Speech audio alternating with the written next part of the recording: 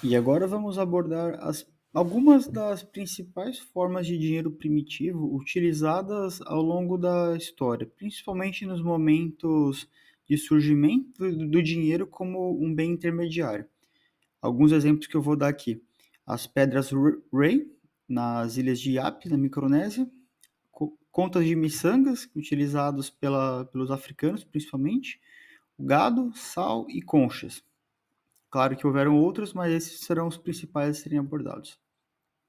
Então, as pedras Ray Stones, eram grandes discos de pedra de cerca de 40 até 300 quilos, utilizados como um símbolo de riqueza e status nas ilhas Yap, na região da Micronésia. Então, coloquei algumas fotos aqui ao lado. A foto abaixo é uma foto real, tirada por câmera, e acima uma representação apenas para dar aquela ideia de que eram discos que eram bem difíceis de serem produzidos, demandava muito trabalho, e eles eram utilizados em uma comunidade tribal muito pequena na Micronésia. Então, isso possibilitava que as pessoas transacionassem valor através desses discos, sem nem precisar movê-los, pois como as tribos eram pequenas, as próprias pessoas conseguiriam validar aquilo. Então, o problema é quando você tem uma sociedade com muitas pessoas para você manter isso. Mas se a tribo é pequena, se o grupo é pequeno, fica um pouco mais fácil. E foi aí então também que surgiu a expressão marcar na pedra, pois o nome de alguns donos poderia ser também marcado na pedra quando fosse transacionado.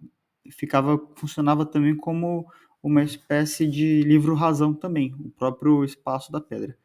Só que no século XIX, quando o marinheiro O'Keefe, americano e irlandês, chegou à região com muitas dessas pedras, porque ele percebeu que, e como marinheiro naquela época, conhecendo a região, viu que os nativos valorizavam muito essas pedras e, e conseguiu, através de explosivos, conseguir extrair e fabricar mais desses discos e chegar à ilha com muitos deles, fazendo com que eles perdessem seu valor. Apesar de os líderes da comunidade quererem proibir os nativos de aceitar esses discos, pois, abrindo aspas, eles não tinham sido produzidos com o trabalho e o suor dos nativos, eles não poderiam aceitá-los, mas não foi o que aconteceu. As pessoas simplesmente tentaram utilizar, só que como a oferta desses discos aumentou, o seu valor se depreciou também. E isso evidencia também aquele conceito que comentamos, do estoque fluxo. E o líder nativo foi bem inteligente no que ele falou, que é o quê? Demandar esforço, trabalho e suor. Pois quando você produz algo com mais facilidade, como foi o caso de O'Keeffe, determinado bem pode perder a sua relação estoque-fluxo. Então, por isso que o dinheiro realmente tem que ser é, produzido com certa dificuldade. O líder nativo estava bem atento às leis da teoria monetária. Pedras agri ou miçangas, colares de miçangas, colar de contas, vários nomes ali. Esse foi o nome que eu achei ser mais fácil para entender o conceito. Eram pedras que eram derivadas de vidro, na verdade não eram bem pedras, eram contas mesmo, e eram bem utilizadas na África Ocidental, onde a tecnologia de fabricação do vidro ainda não estava bem desenvolvida. Isso garantia que o seu processo de fabricação fosse difícil e assegurava raridade relativa, ou seja, alta relação estoque-fluxo. Então, por isso que, por muito tempo na África Ocidental, essas contas foram utilizadas como moeda. Entretanto, quando os europeus ali chegaram por volta do século XVI, eles perceberam que os africanos valorizavam muito essas, essas contas, essas miçangas, e que esse material era muito fácil de ser fabricado na Europa.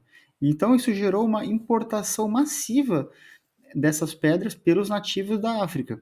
Mas como que fez isso? Os europeus produziam essas miçangas lá na Europa e traziam até a costa. E como consequência, essa incursão fez com que a relação estoque-fluxo dessas miçangas ela diminuísse com o tempo, perdendo valor gradativamente. E isso é até mais perigoso, porque quando você vê algo perder valor rápido, você já fica alerta. Mas não foi o que os africanos, não foi o que aconteceu com os africanos, pois eles viram o valor perdendo, só que paulatinamente. Então, com isso, eles não perceberam tão rápido. E perdendo a relação estoque-fluxo, elas deixaram de ser utilizadas.